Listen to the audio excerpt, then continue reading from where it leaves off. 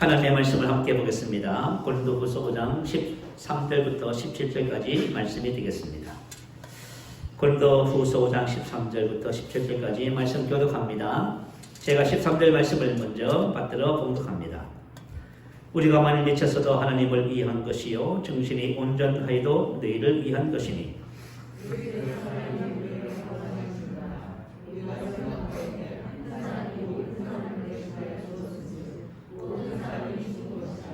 그가 모든 사람을 대신하여 죽으심은 살아있는 자들로 하여금 다시는 그들 자신을 위하여 살지 않고 오직 그들을 대신하여 죽었다가 다시 살아나신 이를 위하여 살게 하려 함이라.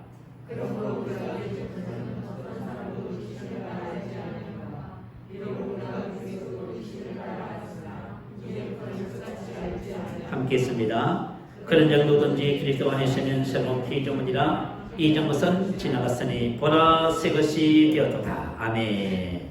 자, 오늘 이 본문 말씀은 사도 바울의 삶에 또 사역의 동기와 새로운 피조물에 관한 계시를 증언하고 있습니다. 사도 바울이 13절의 삶을 살았다고 고백하지요. 이렇게 기록합니다. 우리가 만일 미쳤어도 하나님을 위한 것이요 정신을 온전하여도 너희를 위한 것이니. 자, 사도 바울이 이렇게 헌신된 정말 자신을 위해서 살지 않고 하나님을 위하여 또 사람들을 위하여 살 수 있었던 삶의 비전이 뭘까요? 그것은 바로 14절 전반에 나와 있습니다. 그리스도의 사랑이 우리를 강건하시는도다. 자, 그리스도의 사랑이 우리를 강건하시는도다. 이 말씀의 의미는 그리스도의 사랑이 사도 바울을 지배했다는 의미입니다. 사도 바울은 사랑의 종이었지요. 그래서 사랑의 삶을 살 수가 있었습니다. 저와 신앙의 삶은 사랑과 이해와 예수의 종이 되는 것입니다. 그런데 우리는 그와 같은 삶을 살아내게 되는 것이지요. 이어서 사도 바울은 새로운 피조물에 관한 계시를 증언합니다. 14절 후반절부터 17절까지 말씀이 쭉 나와 있지요. 그리스도의 사랑이 우리를 강건하시는도다 하면서 우리가 생각하는데 이렇게 나옵니다. 우리가 생각하는데 생각했다는 것은 판단하다, 믿다, 결정하다 그런 뜻입니다. 오늘 저와 여러분 또 오늘 본문 말씀을 함께 나누면서 사도 바울처럼 정말 우리가 지금 나누는 말씀에 대한 확신을 가져야만 합니다. 오늘 본문 말씀을 통해서 새로운 피조물에 대해서 다시 말씀을 나누면서 이전 것과 새 것을 구분하고요. 이전 것은 버리고 새 것을 따라 살아가는 새로운 피조물의 삶에 대해서 말씀의 은혜를 나누고자 합니다. 자, 첫 번째 이전 것은 무엇이며 이전 것은 어떻게 지나갔는가? 자, 오늘 본문 17절 말씀해 보니까요. 이전 것은 이렇게 나와 있죠. 이전 것은 과거의 옛날에 그런 뜻입니다. 그래서 복수로 기록했어요. 다시 말하면 이전의 모든 것은 이런 말씀입니다. 이전 것은 지나갔으니 지나가 버리다 사멸하다 끝나다 사라지다. 자, 이전의 모든 것은 끝나버렸습니다. 사멸했습니다. 사라지고 말았습니다. 자, 그러면 이전 것은 무엇을 말하는 걸까요? 저와 여러분이 하나님의 자녀로서 이 땅을 살아가면서 이전 것에 대한 올바른 깨달음이 없으면은 이전 것 때문에 어떻게 해요? 고민하고 갈등하고. 혹시 여러분들이 이전 것에 대해서 이전 것이 지나갔다는 것을 모르면 지금도 여러분 이전 것 때문에 괴로워 갈등하게 되어 있습니다. 오늘 이전 것에 대한 정확한 이해를 얻고 이전 것을 정말 벗어버리는 놀라운 축복이 있을 줄 믿습니다. 자, 이전 것은 무엇이냐면 옛사람과 옛사람에게 속한 모든 것이 이전 것입니다. 자, 옛사람이라는 것은 뭘까요? 우리 새사람이라지요. 우리 거듭난 영은 새사람입니다. 그리고 옛사람은 뭐예요? 이전의 사람을 말해요. 옛사람은 이전의 행실이나 성격, 기질, 태도를 총정합니다. 그래서 여러분들이 성격을 말하고 기질을 말하고요. 그거 얘기하시면 안 돼요. 행실을 얘기하면 안 돼요. 자, 골로새서 3장 5절 이하에 보면 그러므로 땅에 있는 지체를 죽이라. 곧 음란과 부정과 사욕과 악한 정욕과 탐심이니 탐심은 우상 숭배니라. 이제는 너희가 이 모든 것을 벗어버리라. 곧 분과 악의와 해방과 너희 입에 부끄러운 말이라. 너희가 서로 거짓말을 말라. 옛사람과 그 행위를 벗어버리고. 자, 이게 기록된 육신의 소욕, 이 모든 것은 다 옛사람입니다. 옛것입니다. 옛것은 죽이라, 벗어버리라, 벗어버리라. 왜 그렇게 했을까요? 지나갔다고 말이에요. 저가 이런 것이 아니기 때문에 그렇습니다. 아닌 것을 입고 있으면 어떻게 해요? 여러분, 내 몸에 맞지 않는 것을 입고 있으면 벗어야지요. 누더기를 더러운 것을 입고 있다면 여러분 가감히 벗으면 합니다. 자, 저와 여러분이 만약에 옛사람 이런 기질, 태도, 행실 이런 것들을 벗어버리지 않으면 어떻게 될까요? 저와 여러분이 하나님의 아들로 살아갈 수가 없어요. 혹시 여러분 아직까지 미움을 갖고 있는데 내가 하나님의 아들로 살아갈 수 있다? 그건 거짓말입니다. 내가 만약에 품고 있는 그것이 나를 지배하기 때문에 그렇게 살아갈 수가 없어요. 또 혹시 지금 지나간 이 모든 것들을 여러분 품고 계십니까? 그 여러분 품고 계시면 그것이 바로 마귀의 밥이 되는 것입니다. 마귀의 상대체가 되는 거예요. 그래서 이런 것들 때문에 우리 인생의 삶에 진노가 임하고요. 문제가 생기고 갈등이 생기고 어려움이 생기고 자꾸 그렇게 되는 거예요. 그래서 옛사람의 이전의 행실, 성격, 기질, 태도는 이전 옛사람이며 그것은 지나갔다 이렇게 저번에 깨달으셔야만 합니다. 두 번째, 과거의 체질이나 상처들, 쓴뿌리, 트라우마, 열등감, 자존감 등이 잊은 것입니다. 이런 것들은 우리 사람들의 못난 부분이지요. 여러분 사람이 살다 보면 못난 부분이 분명히 있어요. 여러분 이 못난 부분도 전부 다 잊은 것입니다. 출애굽한 이스라엘 백성들을 한번 살펴볼까요? 그들은 430년 동안 노예 생활을 했답니다. 할아버지도 노예고 아버지도 노예고 자기도 노예고 자기 자식도 노예고. 자, 그러면 어떨까요? 쓴뿌리, 상처, 트라우마, 낮은 자존감, 열등감 말할 수 없는 그런 문제들을 안고 있었을 것입니다. 그런데 하나님께서는 가나안 땅을 기업으로 주신 것이었어요. 10명의 정탐꾼이 가서 보니까 정말 적극 꿀이 흘렀습니다. 근데 그들이 돌아와서 뭐라고 이야기합니까? 우리는 스스로 보기 메뚜기 같으니 메뚜기 사고방식을 하지요. 낮은 자존감, 열등감이 빚어낸 문제들입니다. 여러분 우리가 만약에 우리의 못난 이 부분들이 잊은 것이며 이것을 저와 여러분이 내 것이 아니라고 버리지 않으면 저와 무엇을 얻지 못해요? 하나님이 주신 기업을 얻지 못해요. 무슨 말인지 알겠지요? 여러분이 예수가 안고 있는 이 삶 절대로 하나님이 주신 기업을 여러분 얻지를 못합니다. 그걸 기억하셔야 돼요. 그들이 가나안 땅에 가서 가나안 사람들과 자기를 비교해봤지요. 그들은 당연 대장부처럼 보였고요. 자기들은 스스로 보기에 메뚜기 같았습니다. 그래서 그들이 절망하고 무엇을 포기했어요? 가나안 기업을 포기해버렸습니다. 여러분. 그런데 하나님께서는 그 가나안 족속들을 향해서 뭐라고 말씀하셨을까요? 이사야서 40장 22절에 보니까요. 하나님이 이렇게 말씀하셨어요. 땅의 거민들은 메뚜기 같으니. 이스라엘 백성이 메뚜기가 아니라 땅의 거민들의 메뚜기입니다. 하나님은 반대로 말씀하시잖아요. 그래서 저와 여러분이 하나님이 주신 그리스도 예수 안에서의 우리의 아름다운 모습을, 그죠? 낮은 자존감, 열등감, 쓴뿌리, 상처, 트라우마, 과거의 이런 것들 때문에 뭐예요? 전부 다 버리는 거예요. 포기하는 거예요. 그래서 하나님이 주신 진정한 축복을 누리지 못하는 그런 삶을 살게 되어집니다. 그래서 저와 여러분이 어떤 여러분의 부족한 모습을 가지고 있다 할지라도 지금 여러분 그것이 여러분의 것이 아닙니다. 세 번째는 과거의 신분이나 국적, 또 학문, 종교, 자기의, 공로, 사회적 지위, 세상 영광 등이 잊은 것입니다. 빌립보서 3장 4절에 보면 사도 바울이 이렇게 고백해요. 그러나 나도 육체를 신뢰할 만합니다. 내가 8일 만에 할 일을 받고 이스라엘 족속이요 베냐민 지파요 히브리인 중에 히브리요 율법으로는 바리새인이요 율법의 의로는 흠이 없는 자다. 율법의 의로는 흠이 없다는 것은 무슨 말일까요? 법어스도 사는 사람. 어떻게 보면 그 사람의 잘난 부분을 말하고 있는 것이지요. 그래서 바울은 당시에 최고의 학문을 배운 수재였습니다. 그리고 그는 유대인이면서도 로마의 신민권을 가진 특권층이었지요. 그리고 그는 유대교라고 하는 종교 안에서 교회를 핍박하는 일에 앞장선 아주 인정받는 그런 사람이었습니다. 그런데 사도 바울이 이런 사람이 예수님을 만났습니다. 그러고 나서 뭐라고 했어요? 옛날에 살아했던 그것들, 자신이 가졌다고 생각했던 그 특권들, 그것들을 전부 다 뭐라 여겼다? 해로 여겼다. 그 말이에요. 해라는 것이 뭘까요? 나에게 전혀 이익이 되지 않는다. 그 말이에요. 여러분 우리가 인생의 삶을 살면서 여러분들이 만약에 여러분이 지금 버리고 싶지 않는 것이 있으세요? 나에게 특별히 좋은 거 있어요.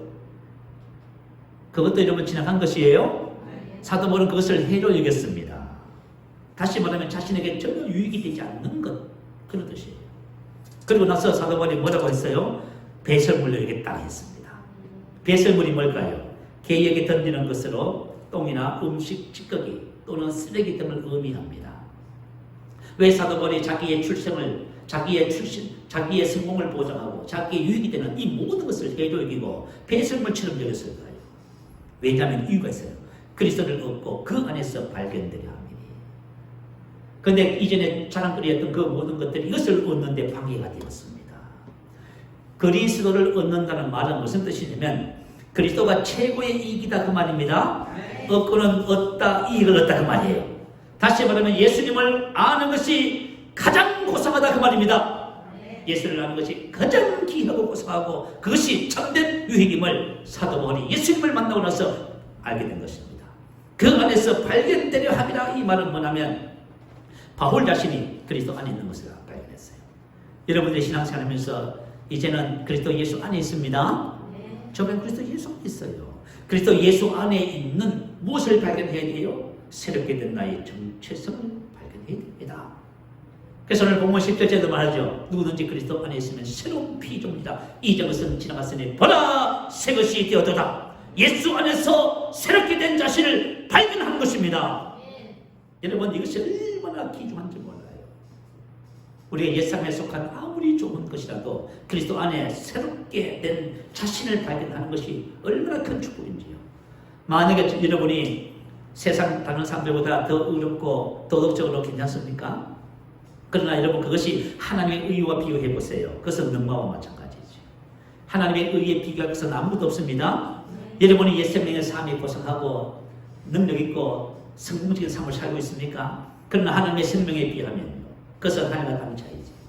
하나님의 생명과 우리가 타고난 생명은 비교할 수 없습니다. 그래서 사도 바울은 그리스도 안에서 자신을 발견하는 것이 최고의 것을 알고 자신이 자랑했던 자신에게 유익했던 모든 것을 해로기고 배설물로 쓰레기처럼 버렸다고 고백합니다. 그래서 옛사람에 속한 것이 아무리 좋아도 새 것에 비하면 배설물에 불과한 것입니다. 이와 같이 옛사람과 옛사람에게 속한 모든 것이 이전 것입니다. 믿으시면 아멘. 여러분 이것을 정말 믿는다면 저는 그리스도 예수 안에서 저와 여러분 그리스도 예수 안에서 참된 것을 얻게 될 것입니다. 자, 큰 두 번째 구약 성경의 율법과 율법의 저주가 이전 것입니다. 율법은 무엇입니까? 율법은 옛 언약의 법이지요. 613가지 법을 갖고 있다고 했습니다. 하나님의 공의의 요구지요. 하라 하지 마라. 하지 마라 365가지, 하라 248가지라고 합니다. 근데 율법은 어떤 특징을 갖고 있냐면은 야고보서 2장 10절에 보니까요. 누구든지 온 율법을 지키다가 그 하나를 범하면 모두 범한 자가 되느니라. 자, 여러분 보세요. 내가 온 율법을 전부 다 지켰습니다. 근데 하나를 범했어요. 그러면 전체를 범한 것이 된다고 말이에요. 여러분 혹시 이런 억울한 일을 당할 때가 있죠. 10번 잘했는데 한 번 잘못했다고. 10번 잘한 것이 무효가 되어버렸습니다. 억울하지요. 율법이 그런 거예요. 자, 그렇게 율법이라는 것은 참 기가 막힌 거지요. 자, 그러면 하나님께서 왜 율법을 주셨을까요? 우리 여러분 구약 성경에 보면 이스라엘 백성들과 언약을 맺으면서 율법을 주셨지요. 율법을 주신 목적을 로마서 3장 19절 20절은 이렇게 기록합니다. 올려주시면 우리 함께 읽어보십시다. 시작. 우리가 알거니와 무릇 율법이 말하는 바는 율법 아래 있는 자들에게 말하는 것이니 이는 모든 입을 막고 온 세상으로 하나님의 심판 아래 있게 하려 합니다. 그러므로 율법의 행위로 그분이 앞에 의롭다심을 얻을 육체가 없느니 율법으로는 죄를 깨달음입니다. 아멘. 우리가 알거니와 무릇 율법이 말하는 바는 율법 아래 있는 자들에게만. 자, 율법이 말을 합니다. 누구에게요? 율법 아래 있는 자들. 자, 저와 여러분 어디에 있습니까? 율법 안에 있습니까? 그리스도 예수 안에 있습니까? 그러면 율법하고 상관이 없네요. 그래, 율법은 율법 안에 있는 자들에게 말해요. 율법은 말이에요. 거룩하게 살아야지, 바르게 살아야지, 사랑해야지, 미워하면 안 되지. 11조 해야지, 이거 해야지, 저거 해야지. 뭐 해야지? 예배 드려야지. 율법은 계속해서 말을 하는 겁니다. 근데 율법이 말하는 첫째가 뭐냐면 이는 모든 입을 막고 온 세상으로 하나님의 심판 아래 있게 하렵니다. 자, 여러분 율법은 온 세상이 하나님의 심판 정죄 아래 있다고 말합니다. 왜 율법이 온 세상으로부터 정죄 아래 있다고 말을 할까요? 그것은 이유가 있습니다. 그러므로 율법의 행위로 그의 앞에 의롭다 하심을 얻을 육체가 없기 때문입니다. 여러분 혹시 여러분 신앙생활 하면서 아직까지 그래서 예수 안에 있는 자신을 발견하지 못해서 율법 아래서 고생하고 고민하고 계신 분 안 계신지 모르겠습니다. 자기 의를 얘기하고요. 잘한다 못한다 죄책감 정죄감에 시달리고요. 또 내가 혹시 예배 드리지 않으면 기도하지 않으면 하나님이 날 보여주실까? 그 전부 율법 안에 있는 것들이에요. 저와 여러분 율법 안에 있지 않습니다? 율법 안에 있으면 저와 여러분 하나님의 심판 안에 있어요. 왜냐하면 율법의 행위로 의롭다함을 얻을 육체가 없어요. 육체가 뭐예요? 사라졌어요. 저와 여러분 이 세상에 타고난 본질 자체가 사라졌을 하지요. 죄와 사함의 법에 종로로 타는 상태란 말입니다. 그러니 저와 여러분 보세요. 율법은 절망적. 이 세상의 모든 종교가 뭐예요? 다 율법이잖아요. 이 세상의 모든 종교가 율법인데, 그러면 율법의 목적이 뭐냐면 율법으로는 죄를 깨달습니다. 깨닫는다는 것은 에피그노시스. 다시 말하면 율법을 통해서 내가 죄인이구나, 그것을 깨닫는 거예요. 내가 죄인이구나, 내가 사망의 법에 있구나, 오호라 나는 공부한 사람이구나, 그걸 깨닫는 거예요.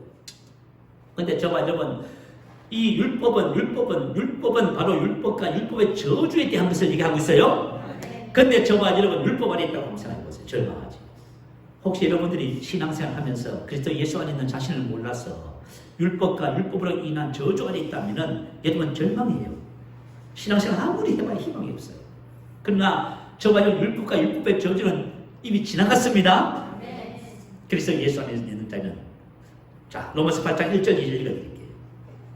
그러므로 이제 그리스도 예수 안에 있는 자에게는 결코 정죄함이 없나니, 다시 말하면 하나님의 심판 끝났다 그 말이에요. 이는 그리스도 예수 안에 있는 생명의 성령의 법이 죄와 사망의 법에서 저와 여러분을 해방했습니다. 그래서 그리스도 예수 안에 있는 자는 율법과 율법의 저주에서 해방됐습니다. 예수 믿으면요 율법이 완성돼 버려요. 여러분 율법의 저주 끝이 나 버려요.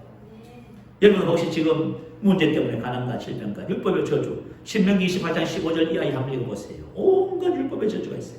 그것 때문에 여러분 고민하고 계시다면 여러분 지금 번지수를 잘못 찾았어요. 여러분 신앙의 삶에 지금 잘못 가고 있다고 말이에요. 여러분 오늘 이전 것은 지나갔다는 사실을 발견하셔야 됩니다. 이 모든 것은 전부 다 이전 것입니다. 그리고 세 번째는 나와 세상과 흑암의 근세는 이전 것입니다. 자, 우리 나 자신에 대해서 한번 생각해 볼까요? 이전에 나와 새롭게 된 나. 혹시 여러분이 만약에 이전의 나로서 지금 살고 계신다면 여러분은 환경과 상황과 모든 문제들의 영향, 세상의 영향을 받아서 여러분 날마다 낙심하고 좌절할 거예요. 왜냐하면 이전의 나는 공중근세 잡은 자를 따르고 육체의 욕심을 따라 지내며 육체와 마음에 원하는 것을 하면서 살면서 본질상 진노의 자녀였더니 하나님이 없는 삶, 능력 없는 삶, 실패하는 삶, 공고한 인생, 이게 바로 이전의 납니다.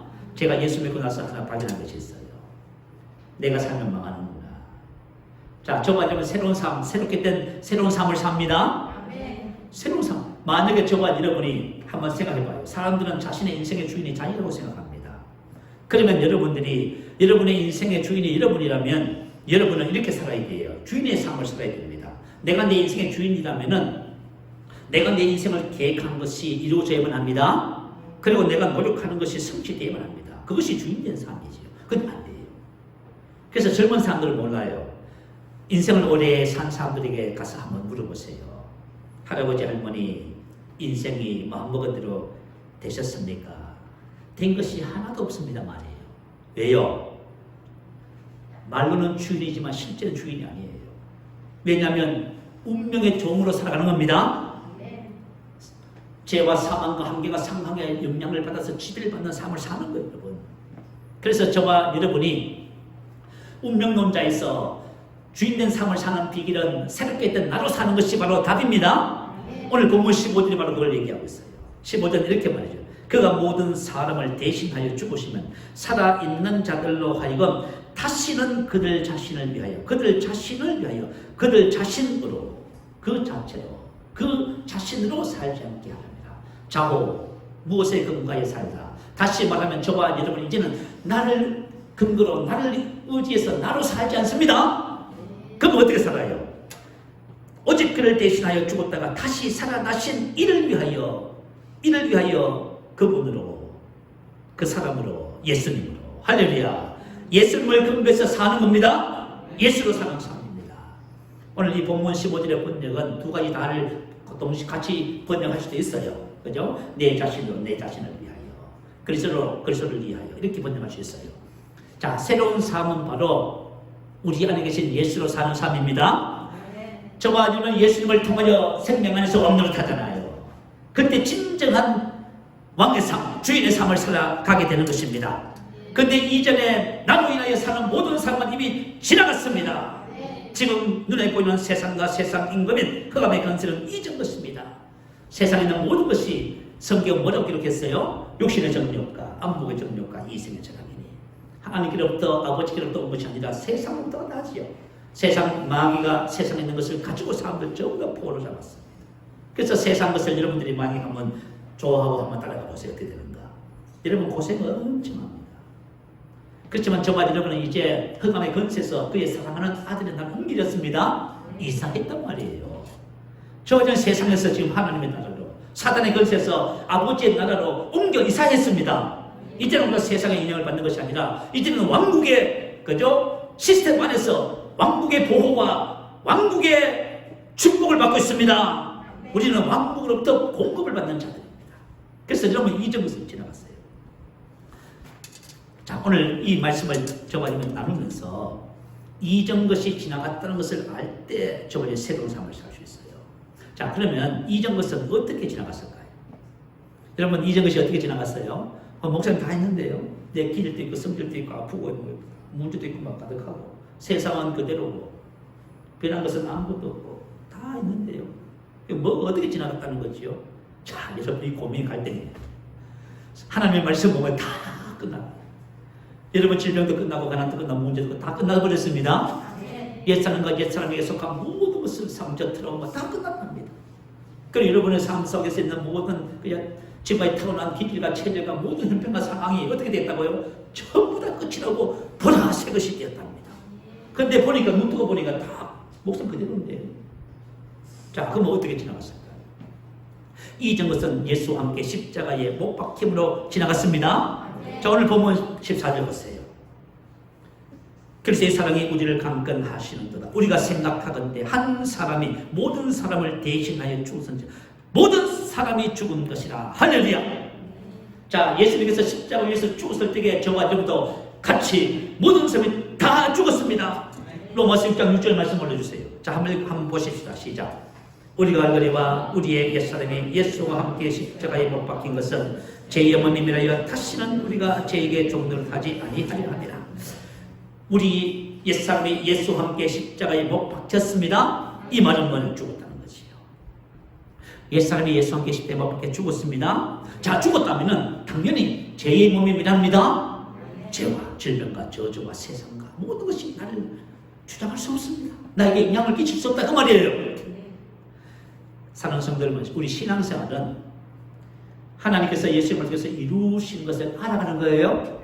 여러분이 이 진리를 안다면 여러분은 이제부터 해방, 자유가 자유게 됩니다. 여러분, 우리가 신앙생활 하면서 우리 지난 시간에 말씀을 나눴지요. 그죠? 알게 하려 합니다. 여러분 한번 생각해 보세요. 여러분, 하나님께서 나를 위해서 일놓으신 그리스도 안에서 모든 것이 내가 모르고 있습니다. 그러면 저와 여러분 아무것도 누리지 못해요. 여전히 문제 속에서 고민하고 갈등할 것이고 여전히 괴로워할 것입니다. 목사님은 그렇게 설교를 열심히 하셨지만 나는 아닌데요. 이렇게 포인합니다.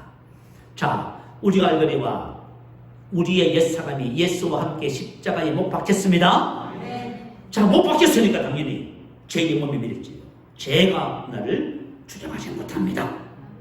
죄가 나에게 역사하지 못합니다. 질병이 나에게 역사하지 못합니다. 저주와 가난이 나에게 역사하지 못합니다. 세상이 사단이 역사하지 못해요. 율법의 저주가 나에게 역사하지 못하는 겁니다. 여러분 보세요. 우리가 알게 된 거야. 저가 아는 것이 얼마나 중요한지 알겠지. 우리가 지금 만약 어떤 문제 고민하고 계신다면 왜 고민하고 계세요?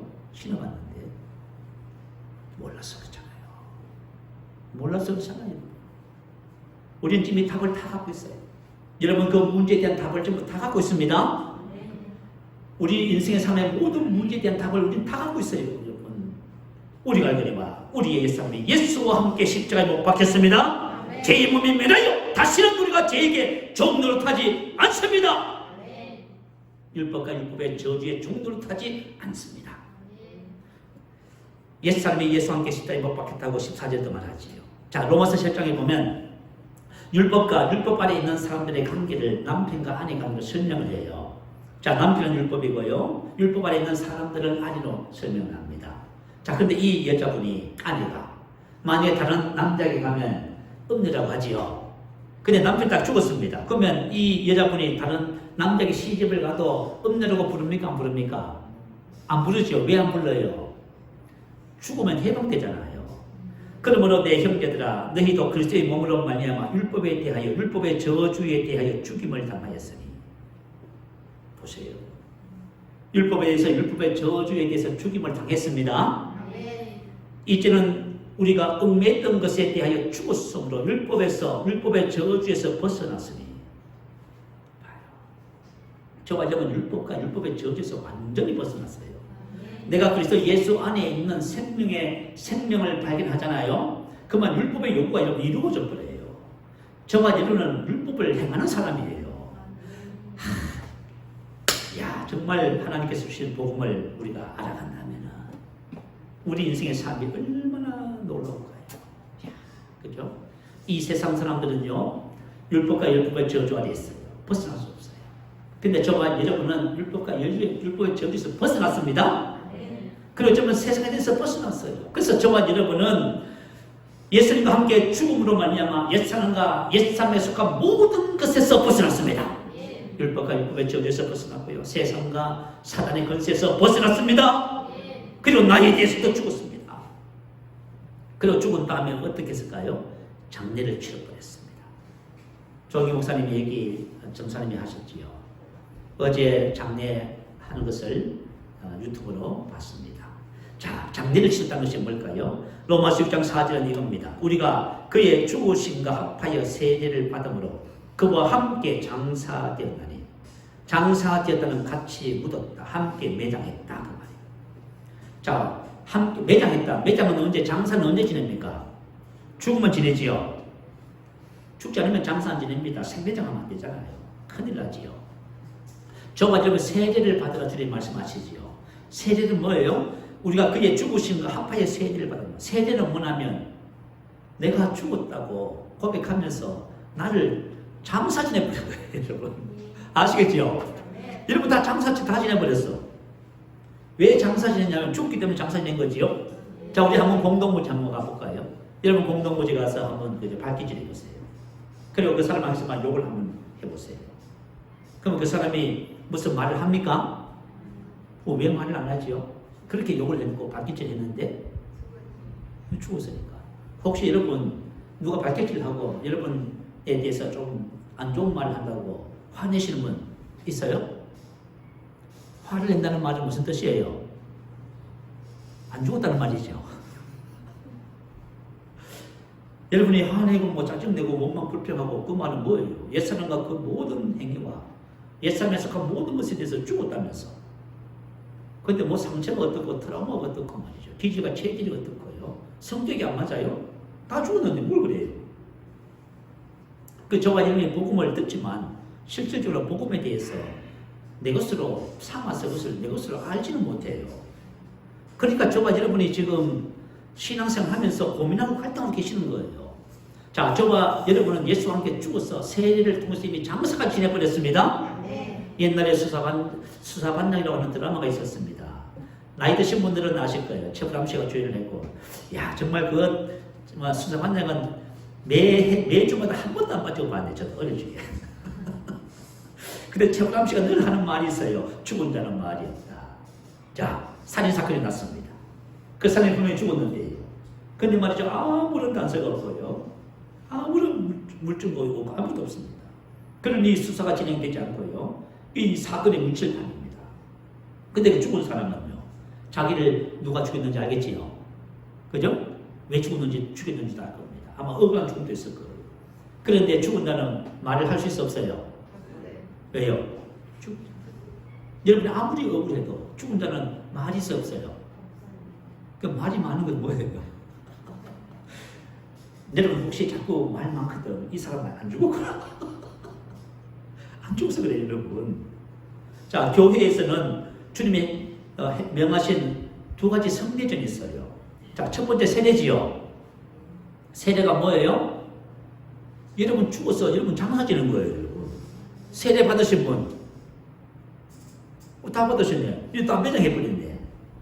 이제 죽어서 매장까지 했는 걸 끄집어내가지고 인공호흡 하지 마세요. 내가 예수와 함께 죽었구나. 끝났구나. 이 정도는 내가 아니구나. 이거 빨리 여러분 속에 그죠? 하나님의 말씀이 장착되셔야 됩니다. 그리고 성찬은 뭐예요? 성찬은 보라 새 것이 되었다 그거예요. 이 정도는 지나가서 보라 새 것이 되었다. 내 살을 먹고 내 피를 마시는 자 내 안에 가고 너희도 나의 안에. 그리스도 안에 있는 거예요 이제. 그리스도 안에서 새로운 사람이 된 겁니다. 살아계신 아버지께서 나를 보내시면 내가 아버지로 인하여 사는 것처럼 나를 먹는 그 사람은 나로 인하여 살리라. 15절 말씀처럼 이제 예수로 사는 겁니다. 새로운 삶을 말해요. 그래서 교회에서 행하는 성례제는 두 가지예요. 침례와 성찬이에요 여러분. 침례는 뭐 이정선 지나갔어요. 지나갔기 때문에 그것이 나에게 영향을 끼칠 수가 없습니다. 그리고 우리는 성찬을 통해서 내가 그리스도 안에서 새로운 피조물이 되고 새로운 삶이 주어졌다는 것을 내가 날마다 고백하는 겁니다. 그래서 성찬, 세례와 성찬은 우리 기독교의 핵심, 십자가 부활을 말하는 거예요. 얼마나 중요한지 몰라요 여러분. 여러분이 세례와 성찬을 기억하세요? 세례와 성찬, 세례와 성찬. 이제부터 지나간 이전 것에 여러분이 많이 갈등하고 고통당하면은 이미 지난 것을 알지 못해서 그렇습니다. 여러분이 말하세요. 내가 아닙니다. 난 죽었습니다. 누가 뭐라 하는지 상처하지 마세요. 고통당하지 마시고. 자, 두 번째, 새 것은 무엇이며 새로운 삶이란 무엇인가 하는 거예요. 자, 오늘 본문 17절 한번 볼까요? 보라 새 것이 되었도다. 그리스도 안에 있으면, 자, 저와 여러분 이전 것은 지나가고 이제 그리스도 안에 들어왔습니다. 보라 새 것이 되었습니다. 새 것이 새로운 종류의 전혀 없는 신비한 전대 미문의 것 되었도다. 되다 만든 것이다. 완료시제. 이미 저와 여러분 이전 것은 지나갔습니다. 그 새 것이 되었습니다. 완료시제 끝나버렸어요. 혹시 여러분 되려고 뭘 하고 계시나요? 되려고 고백하고 기도하고 계신 분 실패해요. 안 돼요. 여러분 이미 된 겁니다. 여러분 이미 하나님의 생명을 갖고 있어요. 하나님의 은혜예요. 놀라워요. 저가 여러분 새로운 피조물의 고백 기도 집에 있는 모든 내용이 여러분입니다. 저가 여러분이에요. 난 이미 그런 사람이에요. 내가 그런 사람이기 때문에 내가 화가 나는 거예요. 되려고 고백하지 않아요 여러분. 내가 이미 그런 사람이에요. 그래서 내가 된 것이 되었어. 새 것이 되었도다. 그래서 만약에 되라고 만약에 누가 가르치거든, 아 이분이 새로운 피조물이 뭔지 모르는구나. 그렇게 이해하시면 돼요. 이미 새롭게 된 자신을 모르기 때문에 그냥 되라고 하는 거예요. 이미 저와 저는 되려고도 하지 않고 이미 되었습니다. 그래서 된 것을 알아가는 것이 우리의 신앙생활이에요. 이미 된 것을 알아가야 되잖아요 여러분. 그것이 어렵습니까? 여러분 한 가지를 가지고 내가 새로운 피조물 영이구나. 내가 하나님의 생명을 가졌구나. 아 나는 사람밖에 할 줄 모르는구나. 이거 알아갈 때 여러분은 하나님의 생명을 따라 사람밖에 할 줄 모르는 삶을 살게 돼 있어요. 그러니까 이것이 여러분 어려운 것이 아니에요. 우리의 신앙의 접근을 바르게 하셔야만 합니다. 그러면 어떻게 새 것이 되었을까요? 18절입니다. 모든 것이 하나님께로부터 났다는 것. 근원과 발단을 나타내는 에크라고 하는 기본 전치사입니다. 자, 새 것이 된 우리의 근원은 하나님이십니다. 에베소서 2장 10절은 말하지요. 우리는 그가 만드신 바라. 자, 저와 여러분은 하나님이 만드신 작품입니다. 그런 작품입니다. 자, 그러면 하나님이 만드신 작품인데 하나님이 낙심하고 좌절하고 우울하고 슬프고 병들고 가난하고 실패하고 그런 존재로 우리를 만들었을까요? 여러분 생각해 보세요. 미래가 걱정이 되고 절망하고 좌절하고 난 머리가 나빠서 공부도 못해요. 난 이것도 못하고 저것도 못해. 이런 자를 만들었을까요? 여러분 한번 생각해 봐요. 하나님이 나를 많이 새롭게 창조했다면 어떻게 만들었을까요? 한번 생각해 보세요. 여러분 그리스도 안에 있는 나를 발견하지 못한 여러분 절망합니다. 이미 다 지나간 걸 가지고 그거 가지고 붙잡고 말이죠. 그죠? 산에 중요합니다. 사람들이 왜 자살해요? 자살한 이유가 있습니다. 우리는 그 심정을 모르지만 왜 자살을 하냐면은 사는 것보다 죽는 것이 더 좋게 느껴져요. 그게 그런 거예요, 여러분. 저와 여러분 이 땅에서 사는 것은 그리스도로 말미암아 이 땅에 세상의 빛으로 살아가는 거예요. 하나님의 생명을 따라서 영광스러운 삶을 사는 거예요. 그런데 만약에 그리스도 안에 있는 나를 모르면 절망하는 거죠. 저와 여러분 하나님을 우리는 그가 만드신 거라. 그러면서 뭐라고 기록해서 에베소서 2장 10절 이하예요. 선한 일을 탁월한 삶을 위해서 참으셨다는 거예요, 여러분. 할렐루야. 그래서 저와 여러분 요한복음 3장 6절처럼 육으로 난 것은 육이지만 영으로 난 것은 영입니다. 육으로 난 육은 끝이 났어요. 공간 인생 사망과 저주 속에서 갈등하고 고통하는 그 인생은 끝이 났습니다. 그리고 우리는 하나님의 생명과 본성을 따라서 새롭게 된 것입니다. 새로운 피조물이 됐습니다. 그래서 우리가 하나님을 아버지라고 그러잖아요. 영으로 난 것은 영이니 하나님의 생명과 본성으로 거듭났습니다. 새롭게 만들어졌습니다. 저와 여러분 신앙생활을 하면서요. 자, 오늘 16절에 보면 그러므로 우리가 이제부터는 어떤 사람도 육신을 따라 알지 아니하노라. 자, 이제부터 나를 볼 적에 여러분이 주변에 형제 자매 여러분 남편 자녀를 볼 적에 육신을 따라 알지 않습니다. 그건 뭘까 육신을 따라? 여러분이 느껴지고 보고 듣는 그대로 말이에요. 나는 내가 보고 듣고 느끼는 내가 아닙니다. 이게 다 지나갔어요. 그럼 그리스도 안에 있는 나만 납니다. 그리스도 예수 안에 있는 나는 하나님의 자녀고 하나님을 따라 의와 진리의 거룩함으로 지으심을 받았다고 말씀합니다.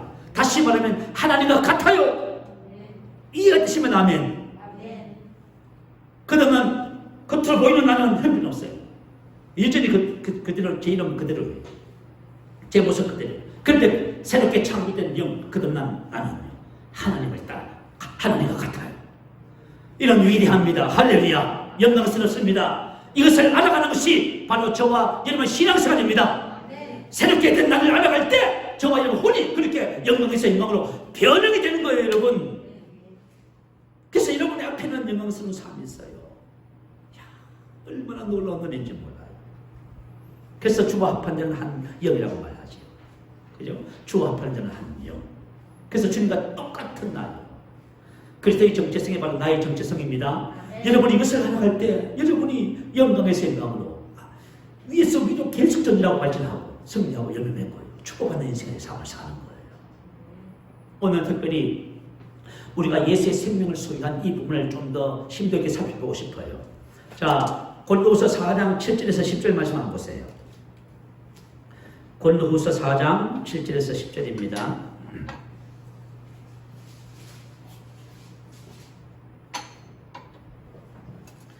자, 제가 읽어가면서 우리 한번 7절에서 10절까지 같이 한번 읽어볼까요? 큰 소리로 읽습니다. 시작. 우리가 이 보배를 즐거세 가졌으니 이미 심히 큰 능력은 하나님께 있고 우리에게 있지 아니함을 알게 하려 합니다. 우리가 사방으로 우겨섬을 당하여도 쌓이지 아니하며 답답한 일을 당하여도 낙심하지 아니하며 박해를 받아도 버림받지 아니하며 거꾸러뜨림을 당하여도 망하지 아니하고 우리가 항상 예수의 죽음을 몸에 짊어지면 예수의 생명이 또한 우리 몸에 나타나게 하려 합니다. 아멘. 우리가 이 보배를 즐거이 가졌으니 이런 힘이 큰 능력은 하나님께 있고 우리에게 있지 않음을 알게 하면 이 보배를 즐거이 가졌다. 이 보배가 뭘까요? 뒤에 나오네요. 예수의 생명. 여러분, 우리가 예수의 생명을 가졌지요. 영생을 가졌다고 잠깐 하지요. 저희 하나님의 생명을 가졌습니다. 우리 옛날에는 영생하면 내가 하나님의 자녀가 되어서 이제 죽으면 천국 가는구나 이렇게 생각했어요. 영생은 뭘까요? 영생은 바로 우리가 가지고 있는 보배입니다. 능력의 힘이 큰 능력입니다. 여러분, 우리가 가지고 있는 생명이 보배예요. 여러분의 보배가 뭡니까? 한번 물어봐요. 여러분의 가장 귀한 보배가 뭡니까? 여러분 안에 주어진 영생, 생명이에요. 근데 이것은 힘이 큰 능력입니다. 힘이 큰 능력은 무슨 뜻이냐면 힘이 큰은 능가, 초월, 우월, 탁을 넘으로 던진다고 말이에요. 그러면 자, 능력은 무슨 뜻이냐면 다이오니 오데스라고 하는 헬라어예요. 이것은 악령을 닮은 악령에서 기인하는 그런 뜻이에요. 이것이 왜 힘이 큰 능력이라고 이렇게 번역을 했을까요? 악령에서 기인하는 모든 것을 능가하고 초월합니다. 그리고 그것을 넘으로 던질 수 있어요. 자, 그러면 악령에서 기인하는 것이 뭘까요? 6절부터 나오네요. 자, 한번 볼까요? 우리가 사방으로 우겨쌈을 당하여도 쌓이지 않고. 자, 첫 번째 사방으로 우겨쌈을 당하는 것. 괴롭히다, 억압하다, 방해하다, 좌절시키다. 사방으로 우리가 우겨쌈을 당해요. 그렇지만 저와 여러분 쌓이지 않습니다. 다시 말하면 뭐예요? 그런 좌절과 방해와 억압과 고통과 괴로움 속에서 사방으로 다세요. 그럼에도 불구하고 우리는 쌓이지 않습니다. 다시 말하면 영향받지 않습니다. 여러분, 우리가 사방에서 오는 이 우겨쌈, 지금 오늘 사도 바울이 말하는 이런 사건들이 누구에서부터 기인한다고요? 악령에서부터 기인하는 거예요. 근데 이런 도전들이 아무리 봐도 저가지면 쌓이지 않습니다. 두 번째는 답답한 일을 당하여도 당황하다, 자원이 없어지다, 부족하다, 궁핍하다. 답답한 일을 당하여도 낙심하지 아니하며 절망하거나 큰 혼란에 빠지지 않습니다. 희망을 버리지 않습니다. 자, 우리가 인생의 삶을 살면서 이런 일들을 당해도 저와 여러분은 절대로 당황하거나 낙심하거나 혼란에 빠지지 않습니다.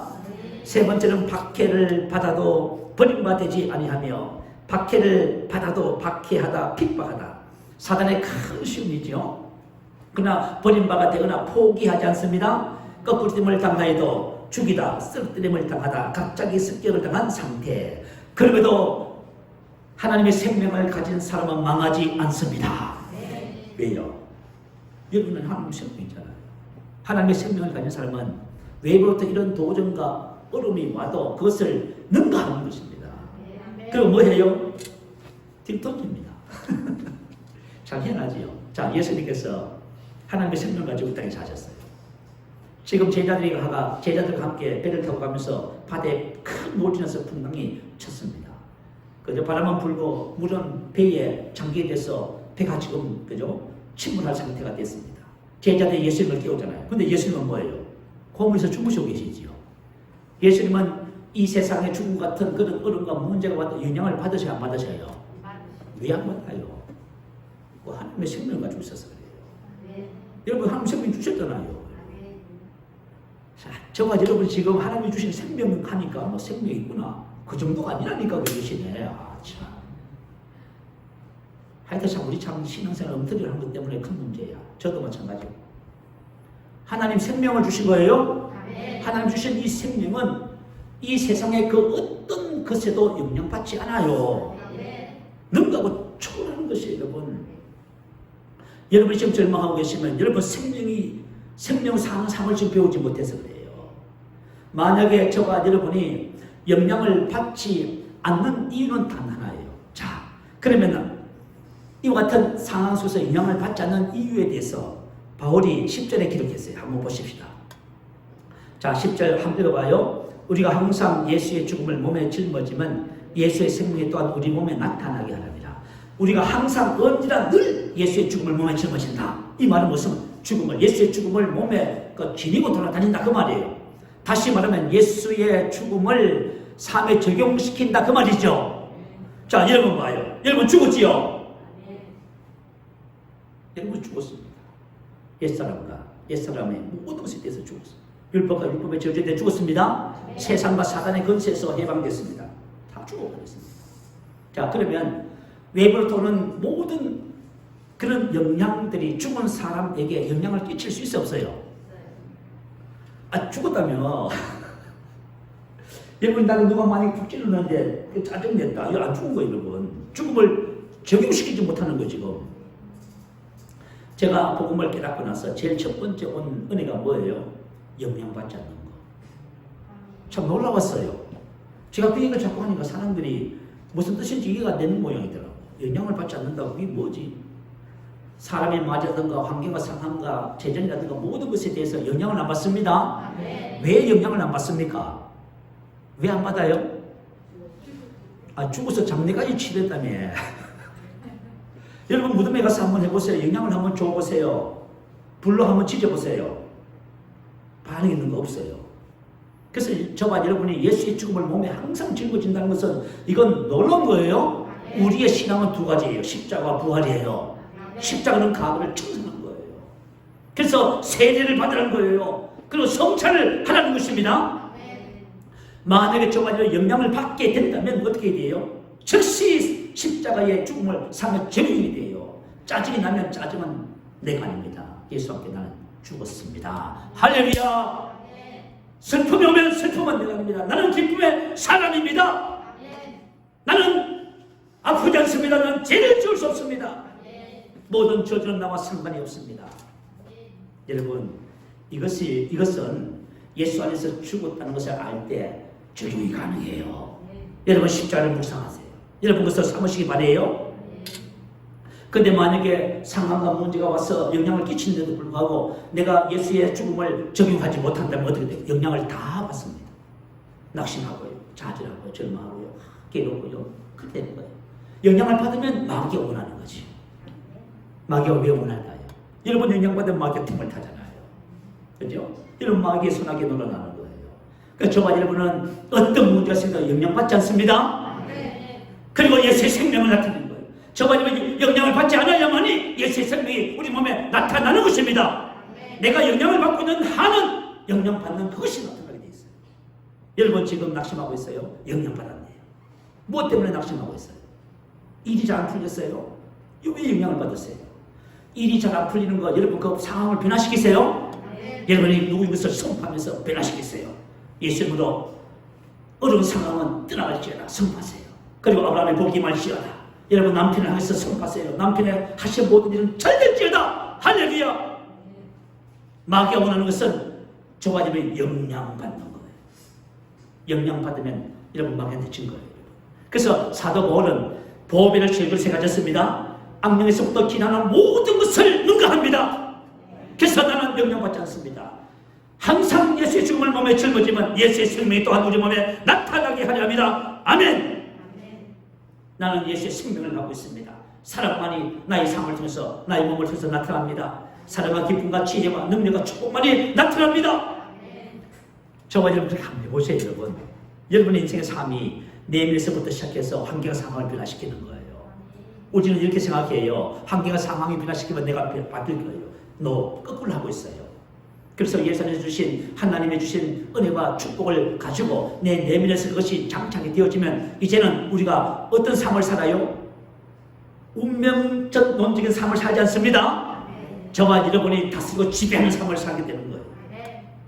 새롭게 된 자의 삶입니다. 그것은 하나님의 아들의 삶이지요. 자, 아까 전에 우리 고린도후서 5장 15절 말씀을 나눴어요. 그가 모든 사람을 대신하여 죽으시면 살아있는 자들로 하여금 다시는 그 자신으로 살지 않고 오직 그들을 대신하여 죽었다가 다시 살아나신 예수로 살게 하려 합니다. 아멘. 자, 우리는 예수로 사는 것입니다. 저와 여러분이 한번 생각해 봐요. 자, 이제는 나로 살지 않고 내 안에 계신 예수님을 사는 거예요. 자, 예수님의 지혜로 살고 예수님의 의로 살고 예수님의 능력으로 살고 예수님이 가지고 있는 모든 것을 내 것으로 삼아서 그분과 함께 그죠? 왕같은 제사로 살아가요. 그러면 나의 삶을 통해서 예수님이 나타나시겠지요. 그죠? 이게 바로 우리의 새로운 삶이에요, 여러분. 우리의 새로운 삶은 그냥 사는 것이 아니고 저와 여러분 안에서 예수님이 우리를 통해서 나타나는 삶이에요. 이걸 가지고 하나됨의 삶이라 하죠. 코이노니아의 삶. 여러분들이 복음 안에서 그죠? 하나됨을 계속 인식하고 한번 해봐요. 그럼 여러분들이 어떻게 되는지 아세요? 아, 예수로 살지나. 그렇지, 당연하지. 나는 주님과 함께 동력하는 삶을 사는 거야. 그게 바로 코이노니아의 교제예요. 여러분 그렇게 되는 거예요. 그래서 여러분 우리에게 주어진 삶이 이와 같은 삶. 두 번째는 생명을 주는 자의 삶을 삽니다. 자, 우리 에베소서 4장, 고린도후서 4장 10절에 보니까요. 항상 예수의 죽음을 몸에 짊어지면 예수의 생명이 우리 몸에 나타나게. 자, 왜 우리 몸에서 예수의 생명이 나타나야 돼요? 나타나야 할 이유는 뭐냐면 12절에 있어요. 그런데 사망은 우리 안에 역사하고 생명은 너희 안에 역사합니다. 저와 여러분을 통해서 생명이 나타나면 모든 사람들에게 뭘 줘요? 생명을 주는 게 있어요. 생명의 빛이, 우리가 주님이 그러시잖아요. 넌 세상의 빛이다. 이 말은 생명의 빛이다 그 말. 너는 생명을 주는 자다 그 말이에요. 저와 지금 생명을 주는 자입니다. 여러분 요한복음 8장에 보니까요. 현장에서 간음하다 잡힌 여자가 그죠? 끌려왔어요. 여러분 혹시 현장에서 간음하다 잡힌 여자에 대해서 여러분이 봤다면 여러분 어떻게 하실래요? 아니 목사님 어떻게 하냐면 정죄하고 심판을 부려야죠. 돌 들어서 쳐야지요. 그 하나님 말씀에도 죽이라고 했는데요. 그 당연히 그렇게 해야 되죠. 그래요? 그건 생명을 주는 삶이 아닌데요. 그건 율법적인 삶인데요. 역시 여러분들이 혹시 잘못하고 못하고 실수하고 하는 사람에 대해서 정죄하고 흉보고 욕한다면 여러분 율법적인 삶을 사는 거예요. 생명을 주는 사람, 자의 삶 그런 삶이 아닙니다. 예수님은 그를 정죄하지 않았어요. 생명으로 사는 사람은 절대로 남을 정죄하지 않아요. 하나님께서 나를 보시듯이 똑같은 관점에서 똑같은 눈으로 세상을 보는 거예요. 여러분이 어떤 실수와 연약함을 가지고 있든지 간에 그건 나와 내가 판단하고 할 문제가 아니란 말이에요. 내가 해야 할 일은 생명을 주는 일이에요. 그래서 사람을 다 돌려보내 난 다음에 예수님이 제 여자에게 그러잖아요. 나도 너를 정죄하지 아니하노니. 봐요. 생명을 가진 사람은 절대로 정죄하지 않습니다. 그리고 생명의 빛을 주지요. 여러분, 우리가 생명을 가지고 있어요. 그래서 여러분, 생명의 빛을 가진 사람을 만나면 전부 다 살아나게 돼 있어요. 근데 율법적인 삶을 사는 사람을 만나잖아요. 가까이 가기도 싫어. 반드시 정죄가 떨어져요. 심판, 정죄, 비난이 떨어져요. 혹시 여러분들이 만약에 생명의 삶을 산다면 여러분을 만나는 사람은 전부 다 살아납니다. 사람들이 여러분을 다 좋아할 거예요. 저 사람 만나면 나 살아. 내가 아무리 낙심하고 좌절해도 저 사람 만나기만 하면 저 사람으로부터 흘러나오는 생명의 빛이 나를 살려. 놀라워요. 요한복음 9장에 가니까요, 날 때부터 속에 있는 사람 눈을 띄게 하지요. 내가 세상의 빛이다. 그러면서 여러분 생명의 빛으로 사람을 전부 다 회복시키는 거예요. 사는 성도 여러분, 새로운 피조물의 삶, 예수를 사는 삶, 하나님의 생명을 사는 삶입니다. 얼마나 놀랍고 아름다운 삶입니까? 이와 같은 삶을 주신 하나님을 찬양합니다. 우리는 그와 같은 삶을 살아낼 수밖에 없는 사람입니다. 여러분, 이제부터 어떤 마음을 가지면서 살아야 되냐면 나는 항상 예수의 죽음을 몸에 짊어집니다. 아멘. 그게 무슨 말이죠? 여러분, 이전에 모든 사람 다 예수한테 죽었습니다. 여러분, 죽음을 적용하면 그것들이 여러분의 삶에 영향을 끼칠 수가 없어요. 그리고 여러분들이 생명을 인식하면 생명이 나타나기 시작합니다. 그래서 저와 여러분이 이 땅에서 하나님의 생명을 주는 자로 이 땅에 빛으로 살아가는 놀라운 역사가 나타납니다. 자, 우리 말씀을 생각하면서 함께 기도하겠습니다. 할렐루야 한번 크게 부르시고, 오늘 말씀대로 이전 것은 지나갔습니다. 보라, 새 것이 되었습니다. 할렐루야. 우리 한번 크게 부르시기도 합니다. 할렐루야.